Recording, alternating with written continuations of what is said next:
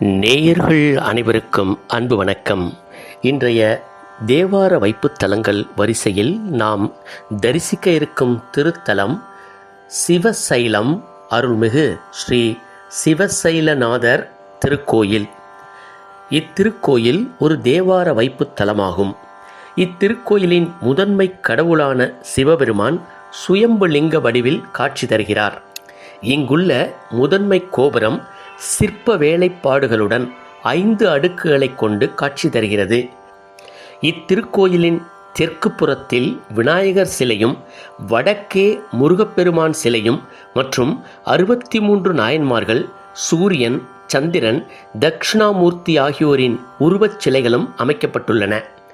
நர்த்த மண்டபம், மாமண்டபம், அர்த்த மண்டபம் மற்றும் மணி மண்டபங்கள் ஆகியவையும் காட்சி தர மணிமண்டபத்தில் நடராஜர் சன்னதியும் அமையப் பெற்றுள்ளது.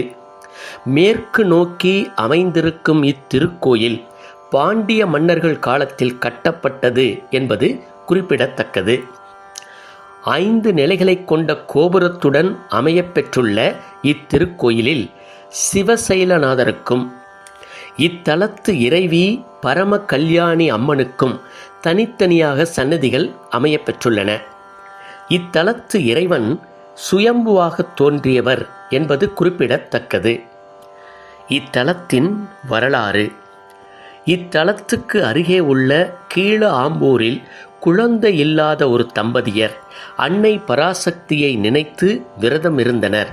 அவர்களுக்கு காட்சியளித்த பராசக்தி அந்த பகுதியில் உள்ள ஒரு கிணற்றில் தான் இருப்பதை உணர்த்தி அந்த விக்கிரகத்தை எடுத்து பரம கல்யாணி என்று பெயரிட்டு சிவசைலநாதர் அருகில் பிரதிஷ்டை செய்து வழிபடுமாறு பணிக்க, அவ்வாறே அவர்கள் செய்ததால் குழந்தை பிறந்ததாகவும் கூறப்படுகிறது. பரம கல்யாணி தங்கள் ஊரில் பிறந்தவர் என்பதால் கீழ ஆம்பூர் மக்கள் சித்திரை அல்லது வைகாசி மாதத்தில் பரம கல்யாணி அம்மனை தங்கள் ஊருக்கு அழைத்துச் சென்று 3 நாட்கள் திருவிழா நடத்தி திருப்பி அனுப்பி வைக்கின்றனர். பங்குனி மாதத்தில் தேர் திருவிழா முடிந்ததும் சிவசைலநாதரையும் பரம கல்யாணி அம்மனையும் மறுவீடு அழைத்துச் செல்லும் வைபவமும் இங்கு சிறப்பாக நடைபெற்று வருகின்றன. 2 நாட்கள் பிறந்த ஊரில் தங்கியிருக்கும் பரம கல்யாணி அம்மன் 3வது நாள் சிவசைலநாதருடன் புறப்படும் பொழுது சீர்வரிசைகளுடன் மக்கள் வழி அனுப்பி வைக்கின்றனர் என்பது சிறப்புக்குரிய ஒன்றாகும்.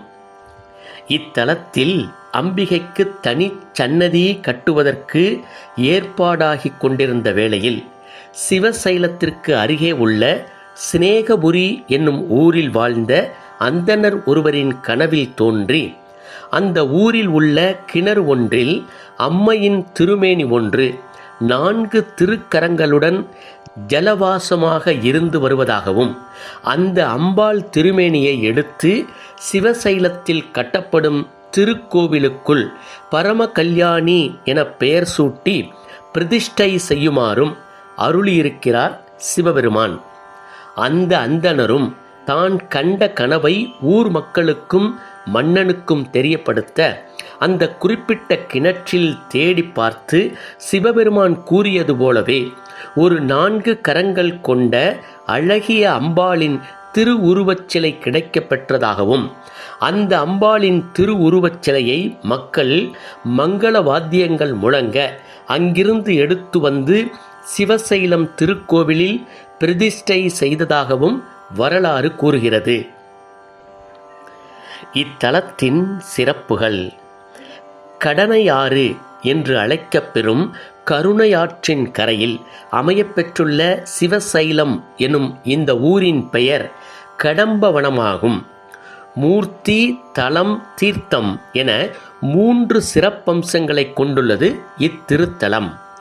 இத்தலத்தில் நின்ற திருக்கோலத்தில் நந்திகேஸ்வரர் காட்சி தர, இந்த நந்திகேஸ்வரர் இந்திர சபையின் தலைமைச் சிற்பி மயன் என்பவரால் உருவாக்கப்பட்டதாகும். மேலும் இத்தலத்தில் கொலுவீற்றிருக்கும் பரமகல்யாணி அம்மன் 4 திருக்கரங்களுடன் மேற்கு நோக்கி காட்சி தருவதும் நமனை நடுங்க வைத்து நமக்கெல்லாம் நல்லருள் பாலிக்கும் நாயகனை நாம் 4 திசைகளில் இருந்தும் தரிசிக்கக்கூடியதும் இத்தலத்தின் சிறப்புகளில் ஒன்றாகும்.